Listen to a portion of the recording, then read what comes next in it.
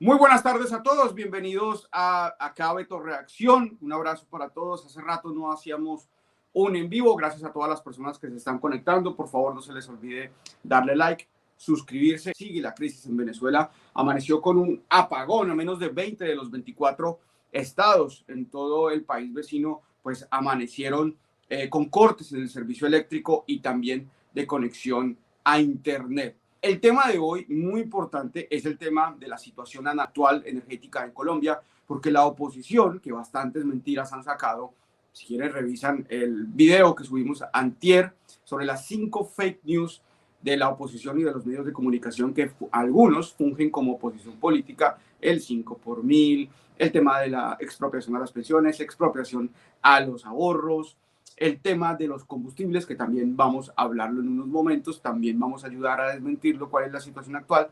Pues para hablar del tema, pues he invitado a una persona muy especial. Le doy la bienvenida al doctor Camilo Prieto. Él es PhD, candidato, PhD en Ingeniería, magíster en Energía y Sostenibilidad, magíster en Filosofía, profesor de la Universidad Javeriana y, como no, como yo lo conocí, como doctor, como médico. Le digo médico, doctor, Camilo. No, Camilo, por favor, Beto, qué gusto saludarte a ti y a toda la audiencia que en este momento se conecta al programa y también a aquellos que nos van a ver en diferido.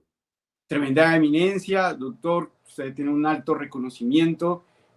Muchas personas me habían preguntado que cuándo lo invitaba al canal y bueno, hoy se dio la oportunidad. Doctor, hoy amaneció Venezuela totalmente a oscuras. 20 de los 24 estados están en un apagón y la oposición amaneció hoy diciendo que Colombia también se viene otro apagón. Lo vienen diciendo desde la crisis de Ecuador con el tema de las represas, que Colombia le vende energía a Ecuador, que le dejó de vender, y la oposición se está pegando de esto para decir que en cualquier momento hay un apagón en Colombia. Directamente, ¿puede existir en estos momentos un riesgo de apagón en el país? Bueno, mira, hay que hacer una distancia gigante entre lo que está pasando en Venezuela y lo que ocurre en Colombia. Venezuela tiene unas redes eléctricas muy antiguas, altamente ineficientes, sistemas de refrigeración distribuidos en todo el país altamente ineficientes y no ha modernizado ni su generación, ni sus redes de transmisión, ni de distribución. Eso es un asunto distinto en Colombia. Y pese a que en Colombia todavía tenemos rezago en la entrada de más proyectos de generación y de líneas de transmisión, Colombia tiene una red mucho más resiliente, mucho más estable, que se ha ido construyendo durante décadas. Entonces, número uno, no tenemos ese sistema que tiene Venezuela. Y número dos, las condiciones climáticas que en este momento tiene el país no son las del fenómeno del niño. El fenómeno del niño fue muy diferente, hubo un estrés de generación para todo el sistema de interconexión nacional, pero en este momento no estamos en un niño, estamos en una fase de neutralidad. Entonces, esas afirmaciones que dicen que Colombia está dirigiéndose en este momento a un apagón, yo creo que carecen de rigor, Beto, por un lado, y segundo, pueden caer incluso en incurrir el delito de pánico económico. Y yo sí invitaría a esas personas que hacen ese tipo de afirmaciones a que las soporten y muestren los estudios, los flujos de carga que permitan realmente dar relevancia a esos comentarios que parecieran no buscar otra cosa sino generar pánico. Doctor, pero lo unen con otros hechos, no sé si le estoy cambiando el tema abruptamente, otros hechos Ujú. como la voladura de los oleoductos, Sí. que se viene dando desde hace muchísimos años en Colombia por parte del ELN. ¿Esa voladura de los oleoductos afecta a la seguridad energética? Sin duda, claro que sí, pero hay que tener en cuenta lo siguiente. El gas en Colombia tiene usos para generación de energía eléctrica, usos en la industria, pero también un amplio uso, estamos hablando de 30 millones, más de 30 millones de colombianos que usamos gas en la casa, principalmente en la cocina, ¿no es cierto?, para calentar el agua, en fin. Entonces, evidentemente, afecta a la seguridad, sin duda.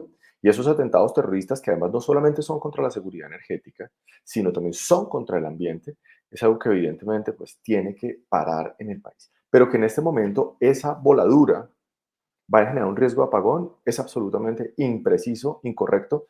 Y además porque fíjate, Beto, que desde el año 2022, desde diciembre de 2022 hasta ahora, ha existido un ingreso de varios proyectos de energía fotovoltaica que estaban en construcción que aumentan esa capacidad de resiliencia que puede tener nuestro sistema energético. Doctor, pero durante muchos años se había visto que por parte de Ecopetrol pues denunciaba estos actos terroristas por parte del ELN. Como usted bien lo dice, actos terroristas que nada tienen que ver con un acto revolucionario, ni mucho menos con un acto que tenga que ver en contra del Estado, sino en contra del mismo pueblo, en contra del ambiente. Inclusive se han visto como descubierto escándalos de venta de combustible del ELN, que luego pasaba casualmente al país vecino. Entiendo todo eso, pero usted cómo ha analizado, usted que es tan objetivo en cuanto a temas de gobierno, usted lo felicita y resalta la labor en muchos temas, pero también es muy crítico o de manera objetiva con otras. ¿Usted cree cómo le ha ido al gobierno en temas de seguridad energética? Sí, yo creo que en estos asuntos uno tiene que buscar señalar los aciertos y cuando no esté de acuerdo con algo, también manifestarlo, ¿no? Yo no veo que eso tenga ningún problema, creo que incluso es más enriquecedor para el debate. Vamos a ver un aspecto, por ejemplo, en la entrada de proyectos de renovables. Fíjate esos datos que te voy a dar.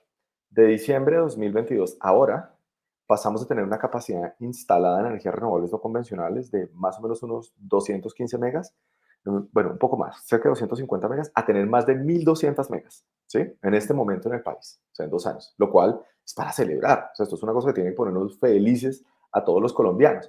Hemos llegado, Beto, a tener momentos durante este año, en las horas picos de generación solar, o sea, hacia el mediodía particularmente, cuando hay más irradiancia. En ese momento, hemos llegado a tener cerca del 10% de la generación de energía eléctrica en el país a expensas de energía solar, lo cual es fascinante. Hay que tener en cuenta entonces, uno, que a través de la UBME, que destaco su labor, de la Unidad de Planeación Medioenergética, ha hecho una labor increíble en tratar de materializar varios de los proyectos que se iniciaron durante el gobierno Duque. Eso es otro asunto, la planeación energética de un país. Hay que comprenderla como un proyecto nación, Beto. O sea, esto no es un asunto simplemente de gobierno, ¿Izquierda es o de derecha? país. Esto No es del país. importa. Exacto. Eso es algo que debemos comprender nosotros como ciudadanos y como electores, de exigirle, independientemente de qué orientación política tenga el gobierno, proyecto país, proyecto nación, porque la seguridad energética no se conquista en 2 años ni en 4, son proyecciones que se hacen. Fíjense, por ejemplo, ahorita estamos haciendo una proyección de abastecimiento de gas a 2038, estamos haciendo una planeación energética al 2052, 2054, entonces son hojas de ruta a largo plazo. Entonces yo creo que eso es para celebrar. Otro asunto también interesante para celebrar es que se ha venido destrabando la construcción de una línea, Beto, que es importantísima para conectar la Guajira, o sea, todos estos proyectos eólicos que están en la Guajira, fotovoltaicos, con el centro del país, que se llama la línea colector. Eso también ha significado un avance relevante. ¿En dónde veo que aún estamos colgados? Particularmente, yo veo, Beto, en 3 puntos. Lo primero es en la manera como se ha manejado el análisis del problema del costo de la energía. ¿Sí? Uno puede decir simplemente, no, es que la energía está cara porque los generadores son unos corruptos, es que dentro del sistema hay una cantidad de ladrones y por eso la energía es cara. No, hay que comprender que no es Colombia, en el mundo entero los costos de la energía varían según lo que cueste producirla. O sea, no en todos los momentos del año, no en todas las horas cuesta exactamente lo mismo, no en todos los momentos climáticos cuesta lo mismo. Y más bien lo que hay que planear es cómo en Colombia se cambian algunos indicadores. Te doy un ejemplo, ojalá algún día hagamos un programa sobre esto, Beto. Colombia es que tenemos uno de los grandes problemas es que el costo de la energía está pegado del IPC, por ejemplo, ¿sí? Y del IPP. Colombia debería tener un indicador específico para el costo de la energía. No lo tenemos. Entonces, por ejemplo, esa es una limitante. La segunda limitante es que sin duda falta generar mayores estímulos para que entren más proyectos de generación. La red ha crecido, Beto, pero necesita crecer más. Entonces necesitamos estimular a que más empresas tengan proyectos de generación. Eso va a ser beneficioso para la estabilidad de la red y también para bajar el costo de energía. Y un tercer elemento, te dije 3, este es el tercero, tiene que ver con el manejo de la conflictividad socioambiental. Yo creo que si bien el gobierno ha estado conversando con las comunidades, y eso es algo muy bueno, le ha estado dando voz a las comunidades, yo creo que en muchos lugares del país lo que ha ocurrido es que se ha establecido como un diálogo en el cual se ha mostrado a algunas empresas como los enemigos, ¿sí? Empresas como los enemigos de las comunidades. Y creo que el gobierno no puede caer en ese juego. O sea, tiene que haber un papel de estabilidad, de neutralidad y de favorecer el diálogo entre las comunidades y las empresas, porque de esto depende la seguridad energética del país. Bien, doctor, objetivo. Pero yo sí quisiera que usted nos aclarara en cuanto al tema del cambio climático. Sí. Se han hecho unos Ujú, logros, el tema del acuerdo de Escazú, el tema de ujú. la, más allá, digamos, del tema material, hemos visto un presidente con una agenda no solamente nacional, sino internacional. ¿Cómo hacer para que todo eso, todas esas ideas no se queden en retórica? Porque ahora viene un cambio de Sí, gobierno. Es tan corto, ahorita los que comprendemos que son muy cortos los periodos presidenciales, sí. porque nos desgastamos en legislaturas, nos dividimos en 4 legislaturas. Las legislaturas se dividen en estudios tediosos de los proyectos de ley. Luego, la que no se puede aprobar en esta, se tiene que pasar para la otra. Y así, Ujú. con 4 intentos de algún proyecto, de alguna buena idea, se nos puede ir el cuatrenio y se nos viene un cambio de gobierno y pues que metiendo el tema político, eh, pues da miedo que llegue un proyecto político que niegue totalmente el tema del cambio climático y que mande al traste y a la basura todas estas ideas y todos estos proyectos. Mira, en mis puntos de acuerdo y de desacuerdo con el planteamiento del gobierno Petro, creo que hay que destacar esto. Por un lado, me parece muy bien el protagonismo que se le está dando a la discusión nacional e internacional de las implicaciones del cambio climático, de la crisis ambiental global, no solamente dentro de los sistemas de energía, sino en general de la estabilidad de la vida en el planeta. Eso es algo que no se puede discutir, insisto, es algo que debemos destacar como un avance en nuestro país para poner esto en la agenda internacional. Ahora, hay un asunto que hay que tener presente, Beto. Creo que en este error puede caer Colombia. Si nosotros miramos la matriz de emisiones de gases de efecto invernadero, nuestra es supremamente diferente a la de Europa, a la de Estados Unidos, a de muchos países de Asia. ¿Sí? Fíjate que, por ejemplo, en la Unión Europea, el principal renglón de generación de emisiones es la energía. Es la energía de lejos. En un país como el nuestro, no es la energía. Es específicamente la transformación del uso del suelo, cambio del uso del suelo, actividades de silvicultura. Nomás la deforestación, 31% de emisiones, ganadería 14.84% de emisiones. Entonces, si tú sumas eso, ya eso te da un porcentaje gigante, ¿no? Entonces uno dice, bueno, pero ¿qué hago con esto? Entonces yo lo que creo es, evidentemente tenemos que intervenir el sector de la energía, sin duda hay que intervenirlo. Todos los sectores tienen que participar, pero no nos podemos olvidar, Beto, de lo que está ocurriendo en el campo, porque de nada sirve que Colombia quiera tener una matriz eléctrica cada vez más, de más bajas emisiones. Si lo has visto, por ejemplo, que está ocurriendo en el Chiribiquete, ¿no? Que esto es un asunto del conflicto armado, que Colombia tiene tantas variables, ¿no? Tantas, deforestación que se termina metiendo con economías ilegales, por ejemplo, en Chiribiquete, sigue avanzando. Entonces creo que el problema hay que atenderlo en todos los frentes y sobre todo comprender las diferencias que Colombia tiene con los otros países.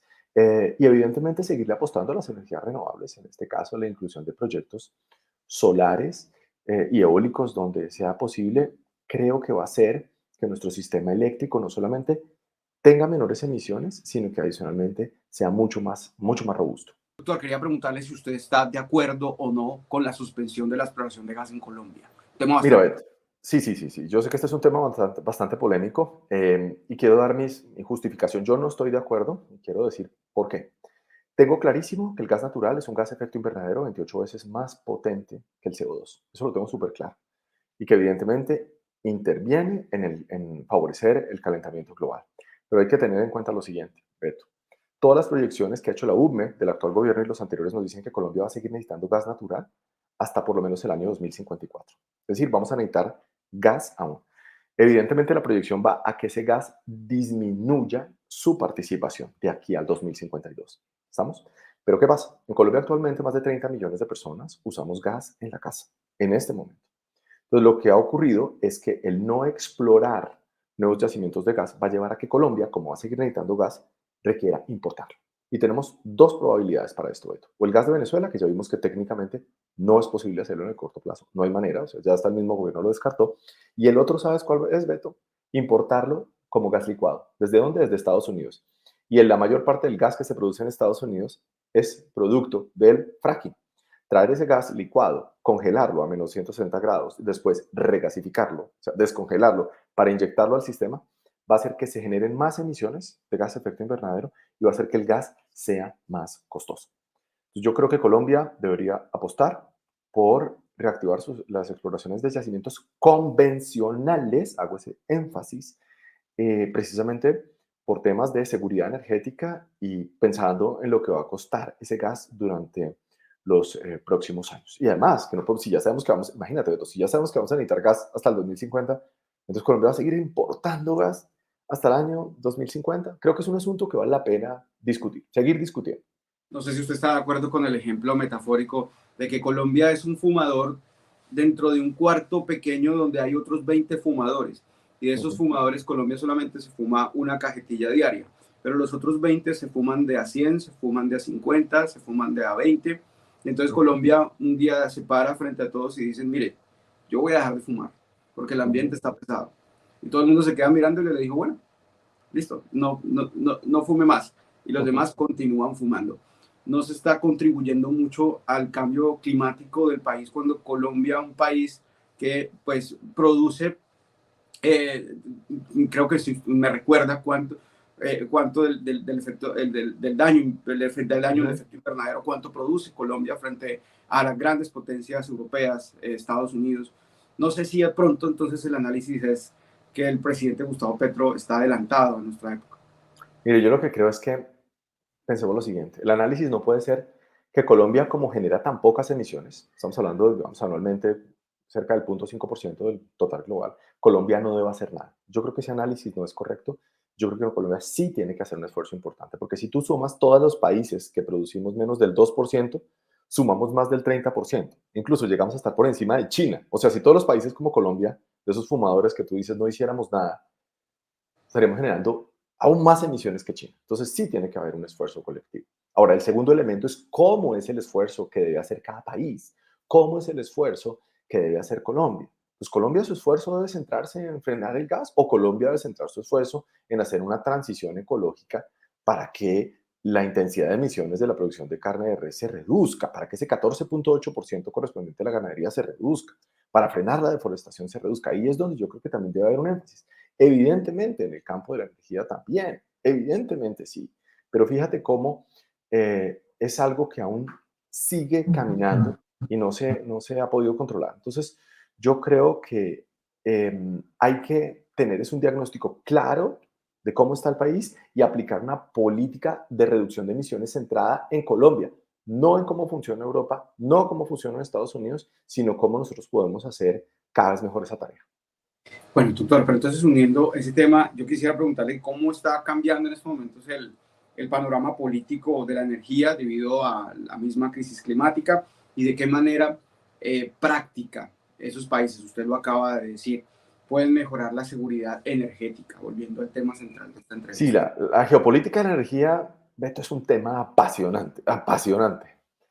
Voy a mencionar solo algunos elementos. Mire, el crecimiento que ha tenido el desarrollo de la tecnología de energías renovables no convencionales, especialmente en Asia, y destaco ahí a China, ha reducido muchísimo los costos de producción. Y esto ha disparado la cantidad de parques solares que se están haciendo en el mundo.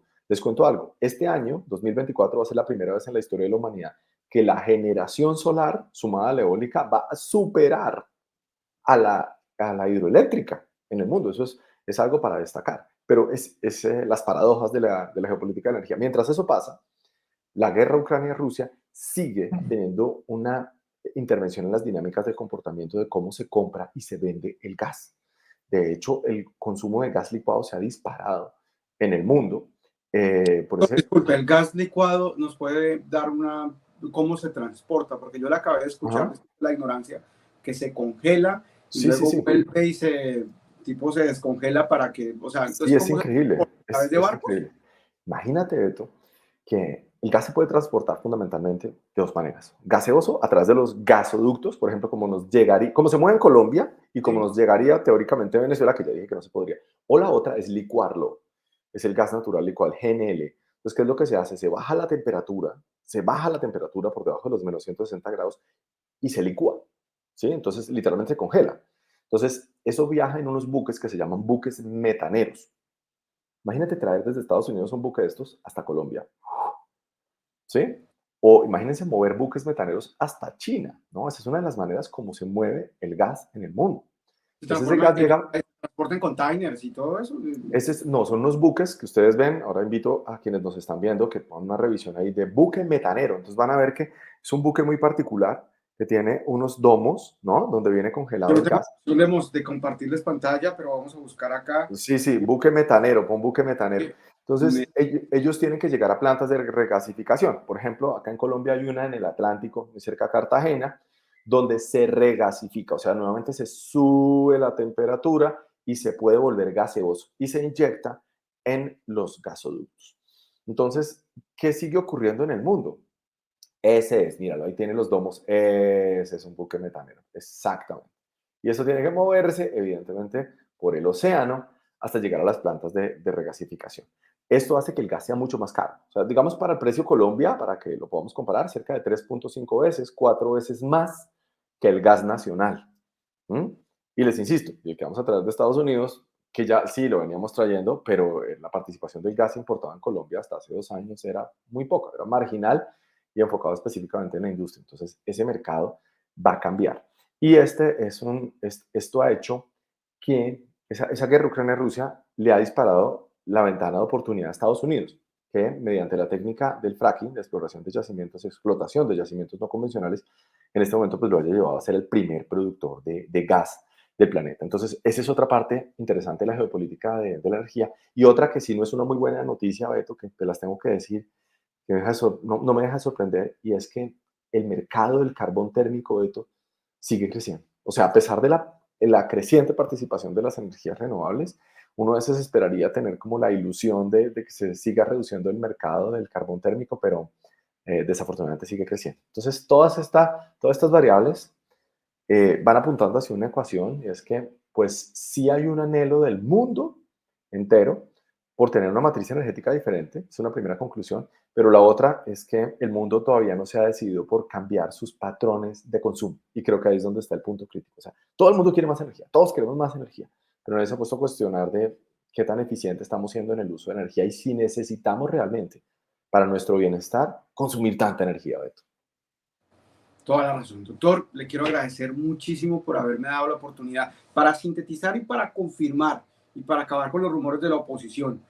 ¿Va a haber o no va a haber apagón de nuevo, le pregunto, en Colombia? No existe evidencia que en este momento soporte que Colombia esté ante un riesgo inminente de un apagón. Y la situación, insisto, con Venezuela no es homologable. Muchísimas gracias, doctor, por haberme aceptado la invitación acá a mi canal de YouTube. Aquí bienvenido cuando... Muchas gracias, espero que me sigas invitando, Beto. Saludo para todos tus seguidores también. Así va a ser, por favor no se les olvide suscribirse, darle like, compartir en todas sus redes sociales. Nos vemos, chao.